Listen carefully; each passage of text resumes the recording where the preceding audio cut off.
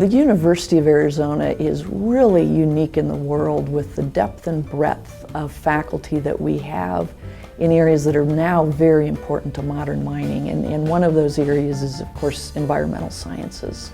What can we do with better water management, ecosystem management, energy management, things like that. The other area that is also incredibly important to us is what we call a social license.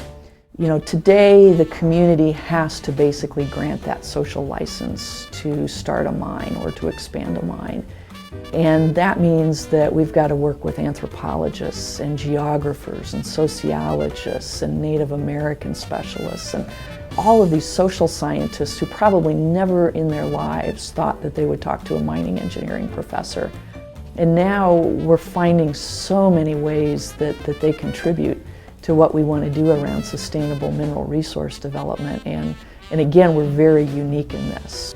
So I think this is one of the coolest things that we're doing right now. We're working with a professor in the philosophy department on creating ethics courses for mineral resources students and professionals. So you're going into a developing nation. You may be one of the first Westerners that particular community has seen. And how do you relate to that community? What are their philosophical underpinnings that might be different from a Western perspective? And what can you promise or not promise to do? How do you deal with a government that doesn't necessarily pay their employees, but they expect to be paid for services they deliver? We might call that a bribe, but to them it's their income. And so there's just all of these issues because a lot of times mineral resources people are the first ambassadors to be in that particular region. And you can do a lot of damage or you can do a lot of good. Hi, my name is Ahmad. Hi, my name is Steve. And this is Exploration Radio, a podcast focusing on the past, present, and the future of exploration. On this week's episode, I'm Mary Poulton. I direct the Lowell Institute for Mineral Resources, and I'm a university distinguished professor here. I've been on the faculty for about 28 years and work in a broad array of areas related to mineral resources, from engineering and geology to law, public health. So first of all, thanks a lot for joining us on Exploration Radio. You bet. One of the reasons why we wanted to interview you is that we are trying to explore the social license that a lot of mining companies have to navigate. And we're exploring this in a few episodes. And I guess what I found interesting is that with the work that you do at the University of Arizona, at the Lowell Institute, you guys are navigating this whole concept of social license really interestingly. So let's start off by, would you mind giving a little bit of background about what you do at the University of Arizona? So the University of Arizona has a very long history in mining, mining geology, mining engineering, extractive metallurgy. And as we really looked at what was needed for the mining industry going forward around the year 2000 to 2004, our industry partners said, look, we have a pretty good handle on the science and the engineering, but what we don't have a handle on is all of the things that go around social license. And so community relations, environmental stewardship, how to handle closure, smaller footprints, eliminating the boom and bust cycles so that we're not getting layoffs and kind of that negative impact on the community, walking away from properties and kind of abandoning towns. And so the industry came to us and said, look, we need this core set of disciplines, but around this, we really need to wrap the environmental scientists and the anthropologists and all of these other skill sets that typically we haven't engaged in a technical sense. So when we set the Lowell Institute up, it was, we think of it as kind of a hub and spoke model where the center of the wheel, the hub, is our core disciplines, the mining, the geology, the metallurgy. And then we connect to all these other disciplines with these spokes. And so anthropologists aren't necessarily going to know anything about mining unless they connect to us. We don't know very much about anthropology. And so you have to build those bridges and start to find that common vocabulary that allows you to talk to each other We engaged the philosophy department, which was very, very fun because they work on applied ethics. And they became very engaged with us about really looking at resource development in the lens of doing things that were ethical, not just profitable. So would it be fair to say that you wanted to evolve the concept of mining development beyond the core sciences to more the social sciences? I guess that's what it seems like. You wanted to involve a lot more of the attributes that social scientists have to deal with rather than just purely technical scientists. Yeah, exactly. And I think, we ran into problems, I would say, probably going back to the 60s and 1970s, because we thought it was good enough to just do the technical piece right, and everything else would just kind of be taken care of by existing laws and regulations. And now, the whole concept of social license is a little uncomfortable using that word license because it sounds like it is a legal grant of privilege when it's not. But, we ran into trouble because the technical piece was no longer sufficient. It was necessary, but it wasn't sufficient to be able to do business. And it wasn't a situation that was going to be resolved by mining engineers and geologists taking an anthropology class. The knowledge that you needed was far too deep, and we had to find some way to connect these disciplines. So is it fair to say that the concept of the economic benefit of mining development has broadened past just the pure financial benefit that companies could provide? Like it has to be a lot more of a social benefit or a community benefit, environmental benefit, all of these different things? Yeah, I think that the mining industry still, I think, relies very heavily on the economic benefit. How many jobs are we going to create? What's going to be the impact on local and regional GDP kinds of issues? And those are important. But people increasingly want to align that economic development with their core values. And jobs for the sake of jobs in many areas in an affluent country like the United States, Canada, Australia, Europe, they're going to look for that alignment of both the economic development and their community values and their personal values. Mm-hmm. And so we have to have a language, I think, around those values that we don't necessarily have right now. We can talk jobs, and we know how to estimate jobs, and we know how to estimate taxes paid and things like that, but we're not very good yet about thinking about values and translating what we're talking about down to what people absolutely not just want or need, but value, because that's not negotiable. So do you care to comment, what have been the motivating factors for this broadening of the definition of development? Well, I think part of it is certainly affluence. Part of it is more social awareness, and it may not necessarily be social awareness by the members of the local community most impacted by the mine development, but with the growth of NGOs and the fast pace with which we can share good and bad information on the internet, there's just sort of a level of awareness and in many cases misinformation, honestly. It's not just that local community now that is having a say. It's sort of this global community now that's connecting via the NGOs and the internet that are having a voice in some cases as bigger than the local community. So we see some cases where the people closest to the mine site actually are the ones who need the jobs. They're in a rural area. We're not going to see factories built in these small rural areas.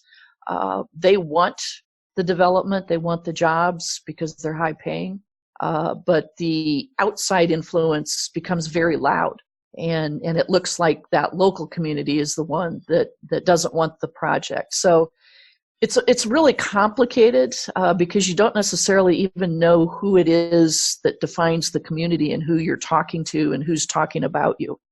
That's a really interesting point, that the definition of the community that the company has to play in is now completely different. the globalization to some degree of the industry has kind of made the problem good and bad in some ways. You've lost a lot of links that you used to have with local stakeholders because now you're a global entity. So if you're a US-based company, you're now judged by what you do in Colombia, Yep. which may or may not have been the case before. Yeah, exactly. And I think, transparency is good. There's no question that we have far more communication with people about projects far in advance, but that communication isn't necessarily education. And you have people talking to each other at cross purposes because, again, they don't have that shared vocabulary to use. And the community, however it's defined, doesn't necessarily have experts that understand what the mining company is saying. And the mining company doesn't always understand where the community is at. Yeah, that's fine. In terms of their sophistication with what the risk is in terms of whether this exploration project is ever going to turn into anything.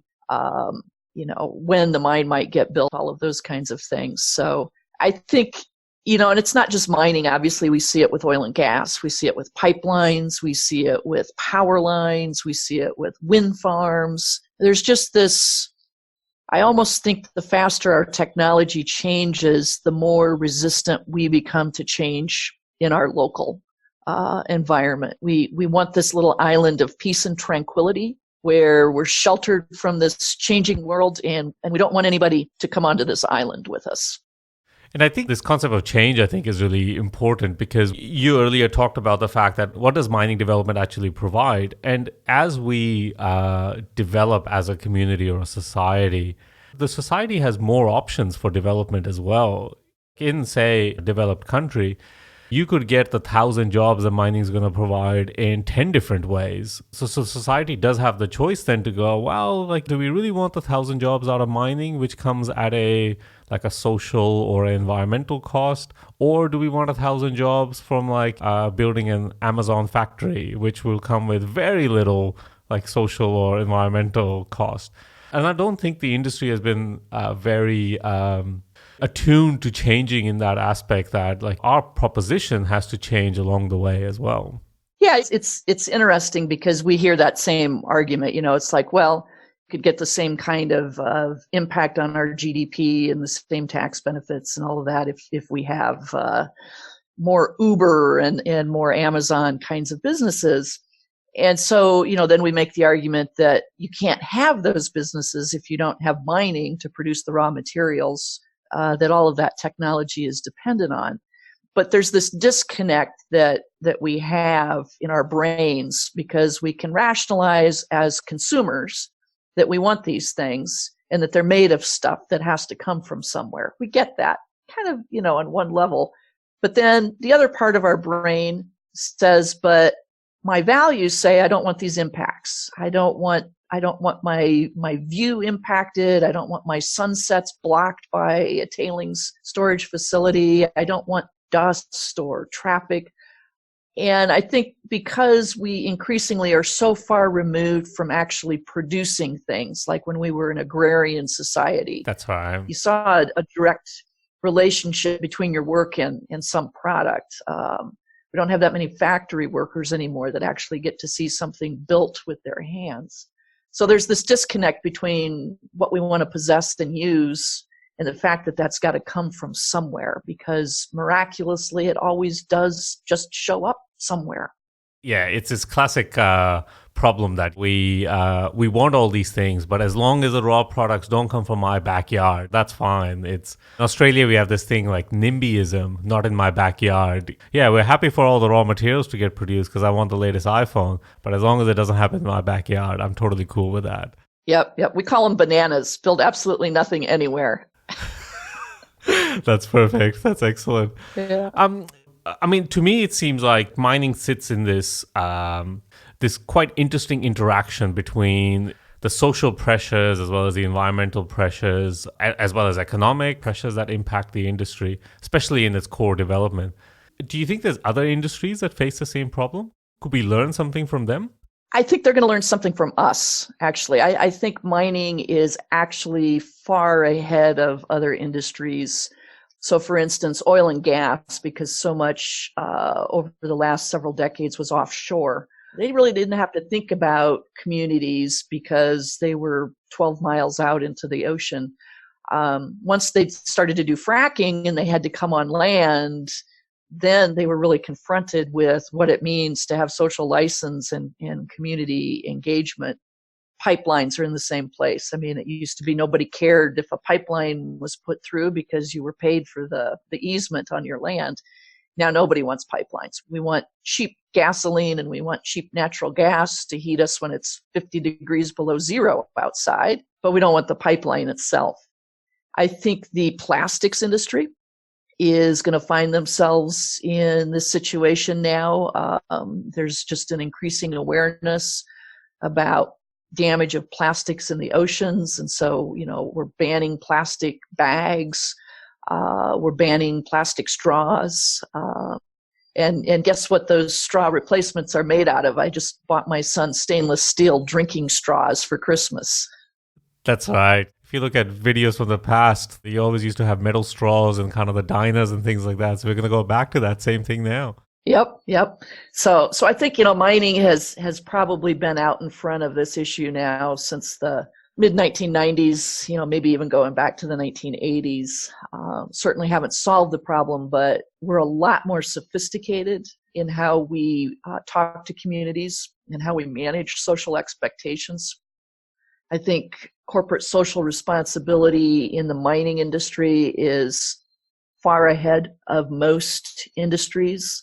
And where you have our end users of materials, particularly in electronics, where they're getting pushback in terms of where they're sourcing their materials.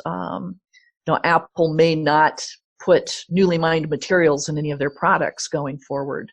That's a great social statement. I don't know that that is feasible unless we all want to inherit our iPhones instead of actually buying a new one. So companies, I think, a lot of them that haven't had to deal with this are now trying to figure out how to deal with these social issues. And it's fascinating because, I don't know that there is a solution, but certainly it's not something that's going to go away. I always find it a little bit interesting when companies say that they couldn't predict the change that was coming, but as more egalitarian and more developed a society becomes, that it starts growing a different conscience about how it looks at raw materials and products. You just have to look at the organic food kind of movement. We're a lot more aware of where our food sources come from now than I think we ever were probably a decade or 2 decades ago. So you can see that as society develops, it becomes a lot more socially aware. And I always find it interesting when companies say, oh, well, we never saw this coming. And it's like, well, you know what the future endpoint will be. What you don't necessarily know is the rate of change. But you could still be prepared for that inevitable change. Yeah, no, that's absolutely right. And in fact, I think if you look at social license, it's an evolutionary process. It wasn't a revolution. And you can go back to the late 1800s when we became affluent enough after rapid industrialization that people looked around and said, wow, we've cut down all the trees. We've silted up streams. We've got smokestacks, poor air quality. So we started with conservation. Let's set aside some of these really beautiful areas. Let's set aside forests. And then that evolved into the 1950s where it was, well, it's not good enough to set it aside. We have to preserve it by keeping people away. So we got the wilderness areas and that movement through the 50s and 60s. And then when Rachel Carson's book, Silent Spring, came out, everybody thought, wow, it's no longer set it aside, keep people out, but now we've got this whole issue of all these things that we've been making and dumping into the environment, and we don't know their fate and their interaction with the ecosystem. So then the environmental movement and much more civic activism developed in part, I think, related to protests over nuclear arms in the 1960s, protests over wars. And that translated into environmental activism.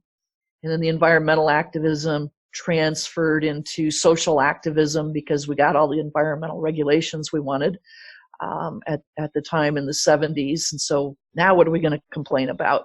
And also, I think at that time, the world became a lot smaller. If you were in a small town in North America, you didn't necessarily know what was happening on the other side of the world. But now, all of a sudden, the world becomes smaller and you are acutely aware of what's happening on the other side of the world. So I think that dynamic changed. Yeah, I think that's absolutely right. We haven't necessarily connected, we haven't made the world smaller in our minds where supply chains are concerned yet. I think we do not grasp That's a great point. what a supply chain looks like, and therefore we don't necessarily grasp that if your cell phone has 62 different elements in it, that's 62 different minerals that are probably coming from 40 different mines in 30 different countries. That's a little too big for us to grasp. But I mean, I argue, if people in the tech industry were more aware of where their raw materials came from, I think they would know a lot more about the geopolitics in places like Africa and Asia than they currently do. Oh, absolutely. And I've kind of contended that, before a materials scientist is allowed to put two elements together and say, hey, look at what this can do, it'll be fantastic, they need to go back and look where that stuff comes from and what all the problems are going to be first. So we're very clever at putting stuff together, but we haven't been very clever about taking that stuff apart. And if there's one thing that's going to come out of social license that I think is going to be very positive for us, it's going to really force us to think about the life cycle of materials and take a very hard look at not having to dig a hole in the ground to bury something after we've dug a hole in the ground to make it in the first place. So this whole idea of urban mining, recycling, life cycle analysis, to me is a very, very positive outcome from all of the social license. I think your point is right that we could, as an industry, become a little bit mature about having a cyclic economy. I think we're very one-dimensional in how we think about how do we supply raw materials. We dig it out of the ground, we sell it, and then that's it. We're done from that point. Companies could take a little bit more onus and understanding how that raw material gets used. Could mining companies play a role in the development, the industrial design of products, so to make the materials more recyclable? Yeah, and I think, if you go back and look at kind of historic companies that were vertically integrated, so Ford Motor Company had mines to provide their steel. They had rubber plantations to provide their rubber and things like that. And when we got rid of that vertical integration, then it all became somebody else's problem. Somebody else's problem to supply me with the aluminum. I don't care where they get it as long as it shows up at my factory on time. And it's somebody else's problem to deal with the car when the consumer doesn't want it anymore. And I do think that to some extent, mining companies need to start thinking of themselves as materials companies. Yeah, I think that's a fair point. And maybe they're not ultimately responsible for the end fate of the consumer product, but there ought to be more engagement about not building products that we can't reuse in some capacity. It's kind of my pie in the sky crusade on this because I absolutely hate waste. And so I still think that we have a ways to go there, but I do think that we're evolving in that direction. And even I think maybe from a business sense, to me, it makes a lot more sense that if you become highly specialized in a niche, which is just mining stuff, then aren't you more likely to be disrupted if someone else comes up with a completely different method? So from that point of view, surely you would want to make your business a little bit safer in that sense. Yeah, I think it's a complication to the business, and I can understand that, there's a lot of risk in mining. Mining is a very, very complicated business to run. But I think there just needs to be more thinking about that end fate, more partnerships with the downstream suppliers. So this whole idea of responsible sourcing of materials, I think, is sort of the next step after social license to operate. And I think those conversations are just starting to happen in a more meaningful way now as to what that actually means. So it's not just that you're certifying that child labor wasn't used or that you didn't have armed militias making people mine at gunpoint. But I think that responsible sourcing goes to really the whole life cycle of mining and the whole life cycle of that manufacturer and that ultimate consumer producer, as well as the consumer themselves. If you talk about this kind of world in the diamond space, the industry did it because they were essentially forced to do it. So you could be on the front foot and say, well, we'll do it on our behalf because that might be a differentiator for companies. Yeah. It's not that we can't do it. It's like, as soon as it's legislated, we're like, oh, of course we can do it. But why didn't we do it before then? Yeah, exactly. If somebody didn't force you to do things, would you do them just because Exactly. It's a social good? And that's always a tough one. So let's divert a little bit into that these problems that I think the industry now faces, they're not new. If you look at I guess you could look at the social science or the academic literature in social sciences, these problems were well researched or well documented. So question I have is part of the onus of setting up something like the Lowell Institute is that you want to make this research a lot more applied? Because maybe that was a gap before. The research was done, but the application of it wasn't very clear on how people could use it?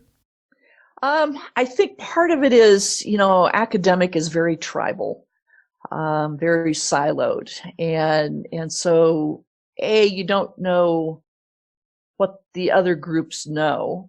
You don't even necessarily know how to access that information or even translate the vocabulary that's used.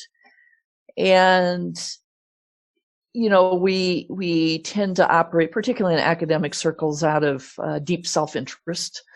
And so we stay in our own little lanes, don't divert too much. So I always, for me personally, because I'm so interdisciplinary, find it fascinating to sit down with people from different backgrounds and find out what they know, how they think about problems, what their frame of reference is.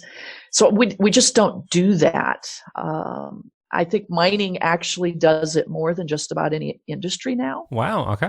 And certainly on our campus at the University of Arizona, I would say we're probably the one really, really true interdisciplinary research center on campus, because the environmental scientists can talk amongst themselves, but they're talking environmental science. It's hydrologists and atmospheric scientists and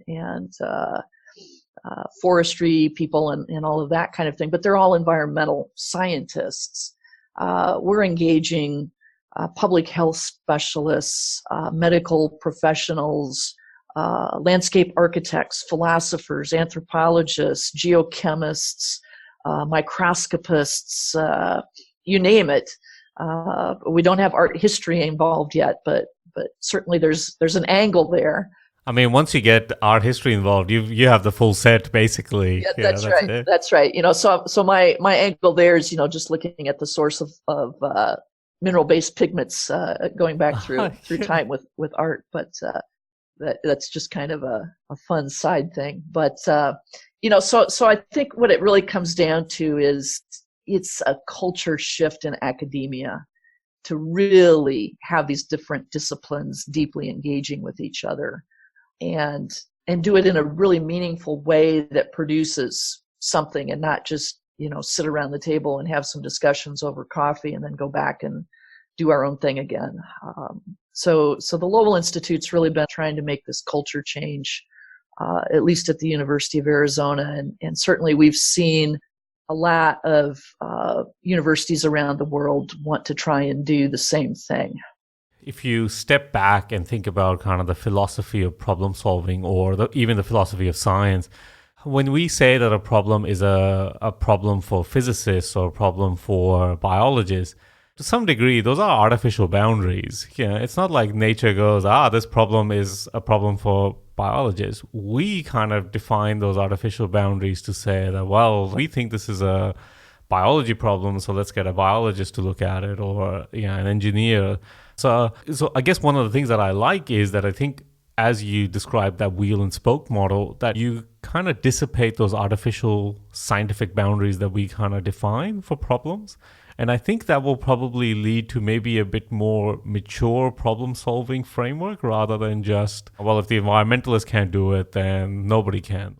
Yeah, exactly. I mean, I think we kind of want to build those Alexander von Humboldt kind of people that were great at observing and great at critical thinking and could connect a lot of things together. And the people that tend to engage with us have that same kind of mindset. They may have that deep disciplinary background, which is essential, but they realize that interesting problems are at the boundary. And That's so right. they're looking at, where their boundaries intersect with other boundaries. And that to me is where the energy really is. I mean, so in that sense, you're essentially trying to create people that not only have the depth of expertise, but also the breadth of expertise to step outside of their discipline. Would that be a good way to put it? Yes, we talk about making a mining ready and a mining knowledgeable workforce. And what we're really talking about is making T-shaped people that have this deep disciplinary capability in something, but then that T part of it crosses over into these other disciplines.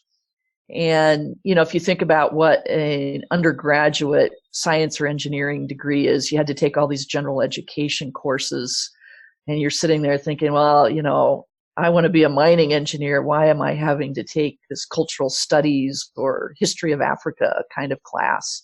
And what we're trying to get students to understand is the reason that you need to understand those things is because you're going to have to know this to communicate to all of these other people. And you're going to have to communicate what you know about engineering, and you're going to have to understand what they're telling you about communities and anthropology and history and all of these things. Yeah, I think that's a valid point that in the future, these skills are going to have to evolve. If you're working in certain places in Africa, if you don't even have a basic understanding of kind of the political history or the community history in that area, I'm not sure if you're really going to be very successful, because it'll be a very alien environment for you to work in. Yeah, and I think that, for geologists in particular, the exploration geologists are often the first people that the community is going to see representing that particular company.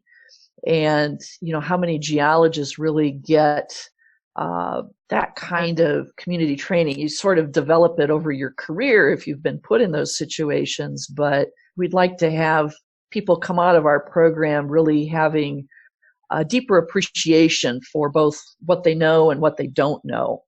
And the fact that it's not just about doing great science, but it's really about doing great science with that community and in the interests of that community. I'll answer your question. I think there will be maybe less than 1% geologists that are 23 years old and would have that kind of social awareness or community awareness to deal with. Unless your personal background allows you to have that experience, it's not something you're going to be ready to develop at that time. And there's a lot of 23-year-olds that are running around on exploration projects. Yeah, it's interesting. What we see that, some people have done missions in other countries, and some have had military service. And so they've been around the world. They've been in some rough areas, but they're older, more mature. They've got a different lens to apply. But boy, you're coming straight through university and out there on a drill rig in Suriname, and your eyes are just wide, and you're trying to figure out what the heck is going on. And I think the concept of time, I think there is something that we probably have to be aware of. If we are looking for people that have the depth of knowledge as well as the breadth of knowledge, then I think maybe there's a time frame thing that we have to be aware of as well. Maybe we might not have 23, 24-year-olds that might have that depth and breadth. Maybe you'll have to look for someone that has 5 more years of experience. So you're looking for a 29-year-old, a 30-year-old, or something like that. And I think we're not very attuned to the fact that there's a time frame problem there of people developing that skill set as well.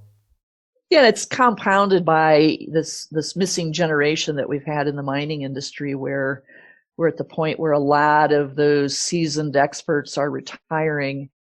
There's nobody that's sort of middle-aged in the industry, and then you have this big influx of the folks between 21 and 30 years old or thereabouts. And so I think part of it as well is just that we went through that rough patch for about 25 years where there wasn't a lot of hiring. And now the consequences, you've got inexperienced people that you have to put in sensitive positions.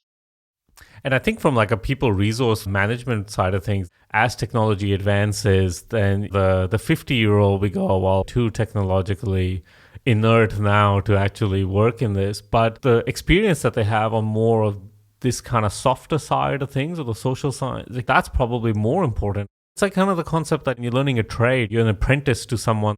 The difference between 20-year-old plumber and a 50-year-old plumber is that the 50-year-old plumber has seen more problems, so they know exactly how to approach a problem that they've already seen, whereas a 20-year-old has no idea. So that's the whole skill transfer that you really want in an apprenticeship.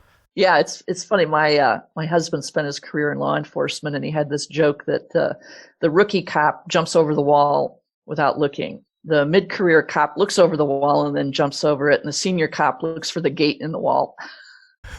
That's right. Yeah, exactly. So I think from like a skills point of view, I don't think we have a real mature kind of conversation about if we value these kind of softer side of things, then you're probably going to want people with a different set of experience rather than just pure technical horsepower or the ability to handle technology or something like that. Yeah, I think this whole mentoring issue, it's something we've been thinking about from a health and safety perspective with inexperienced miners, for example, and that need for the more mature, experienced supervisor to really take ownership or responsibility, if you will, for helping that inexperienced person gain knowledge. And I think we need more of that sense of partnership and mentoring going forward as we onboard people and try and get them socialized around not only the company and the business process, but sort of how this world works. Yeah, and I think that comment, how the world works, I think is really important. As companies, I think we sometimes get a little bit lost in that, well, these company values have worked really well in Arizona. Now let's take them to Ghana and let's see how well they work. Well, some of them will work, but some of them will be an abject failure as well. So you have to have that room to kind of evolve a little bit as well. Yeah, exactly. For somebody coming into the business, it's so exciting. I mean, I just don't know why we don't have thousands and thousands of people wanting to come into mining, because the challenges are the most impressive that you could find, I think, in any job, honestly. And the adventures, the places you see, and the things you get to experience. So I think that if students really understood how exciting and how challenging this field is, we would be inundated instead of having to do quite so much arm twisting. So do you think it's a communication problem? Like, are we really bad at communicating these kind of softer skills that we need in the industry? We could actually do a lot more communication of that technical side. We can teach you. That's not too big a problem. And arguably, as technology plays more of a role, that a lot of that technical kind of work will be handled by automation. So it's going to be more of the softer side that's going to be more important. Yeah, and I think that, engineers tend to be an engineering personality, and geologists kind of have this willingness to rappel off of the cliff, adventure, personality. And so what we're seeing is that, we can teach basic concepts in mineral resources to a general education audience that could be, all the social science majors, and the light will come on for some of them. And, it doesn't mean they're going to be a geologist or an engineer, but they'll find role in the mining industry that fits them. And I think similarly at the graduate level, then it's a little easier for us to take somebody who's a little more mature engineer or scientist and introduce them to some of the social science and vice versa as well. So, I go back to this idea of the tribalism that we have in academia, with languages that we don't translate well, gatekeepers who keep people out of our villages, and be cognizant of breaking that down and really making these larger communities of practice around mineral resources and not get so hung up on what people's major is. I think that's a good point. I think that's exactly right. The other thing that I found is that you are very attuned to the fact that they are these multidimensional problems in mining. How much of that is based on the kind of the diverse background you have? I would qualify you as a person that definitely has depth in different disciplines, but you also have breadth over many disciplines. Yeah, I think so. I'm a proud engineer, but wanted to be a geologist from the time I was 4 years old.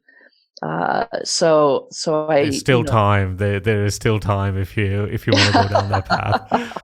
and my dad was a geography teacher, so I kind of picked up some of the social side there. And I had a sister who was very into history and political science, and so I just kind of absorbed all of these different interests when I was growing up. And my background in artificial intelligence and particularly neural networks allowed me to mix that math and engineering piece with looking at cognitive psychology and neurophysiology and getting to work with people in so many different disciplines. And I think the other thing that helped me, and it may be a bit counterintuitive, but being kind of the lone woman in a very male dominated field meant that if I wanted to have any sort of social network at the university, I had to go to the fields where there were women. And that wasn't engineering. And so That's a really interesting point, actually. yeah, so I ended up connecting with women all over campus. And one of the issues that brought us all together was at that time when I started my career, there wasn't any concept of maternity leave for women faculty. And so one of the first things I did with some other brand new women professors was we wrote the university's first family leave policy. So I was working with women Wow. in English and classics and history and women's studies and all of these different fields. And so we connected around some things that were absolutely not related to any of our disciplines, but it gave us great respect for each other and great respect for the things that we all did in our different fields. And so it actually, I think, was more helpful to me to be kind of that isolated person because it forced me to have to go outside and make connections. I mean, I think it sounds like there were environmental factors as well, but I think you being the person you are, you're probably more attuned to seeking out those environments that were a lot more productive as well. And I think, yeah, if you're talking about the case of like why we need diverse thinking in this industry, I think that's a classic one. You know, like why wouldn't you want people to step out of the one path they could walk? Surely it makes more sense to have more people involved. Yeah, absolutely. And I have found it to be so rewarding to be able to have those conversations with people in so many different disciplines. And I respect what they do, and I think they respect what I do. On this podcast, we often talk about what is the future person in mining going to look like. Sometimes we are a little bit too static in how we look at it. People go, well, the way I got to the position I'm at is I did these things, and that's exactly what everyone else needs to do to get to the same position. But that doesn't quite work, because even in my lifetime, we've gone from computers playing essentially no part in my life to now I cannot think of anything I do that doesn't involve technology to some level. You're absolutely right. And we get so focused on the technology piece and get people excited about automation and robotics and all this cool stuff, which is really good. But we also have to keep in mind that the human piece makes the technology piece work. And we're so focused, I have startup companies in the technology space, and I keep going back and reminding people that, yeah, the technology is really cool and it does some great things, but it does great things for people. Yeah, exactly. I mean, the people are still a part of that equation that we shouldn't kind of forget. Yeah, and it seems to be that we're in this rush to eliminate that, but inevitably it's the people that are going to be using the technology. Yeah, exactly. And so we have to think a lot about human factors and how is it that people process information?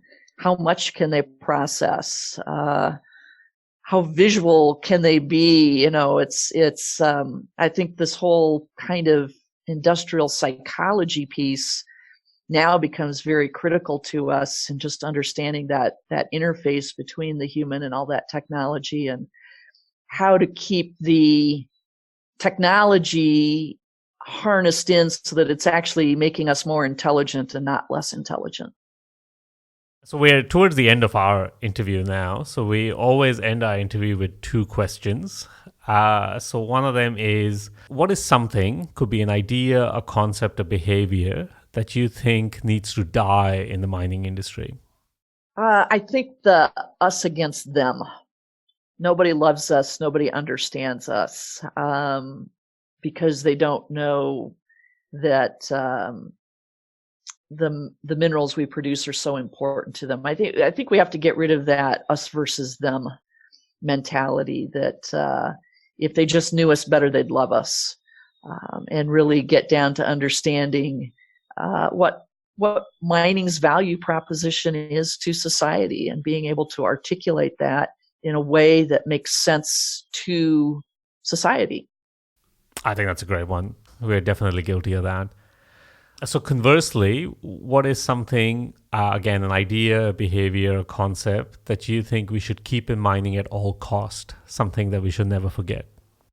I think that we should remember that what we do in mining is about people and not about the rocks, not about the stuff that we produce out of the processing plant.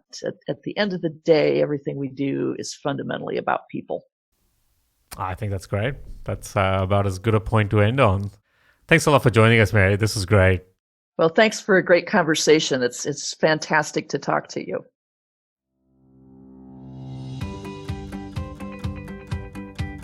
Exploration Radio is brought to you by Steve and Ahmad. This episode was produced and edited by Ahmad. If you want to find out more about this podcast, check us out on explorationradio.com or follow us on LinkedIn, Facebook, or Twitter. And we're even on Instagram. And if you like this podcast and want to help out, well, there's two things you can do for us. Give us a review on iTunes, Stitcher Radio, or wherever you get your podcasts from. And consider supporting us in producing more of this content. You can find the details on how to do that on our website at explorationradio.com/support. Until next time, let's keep exploring.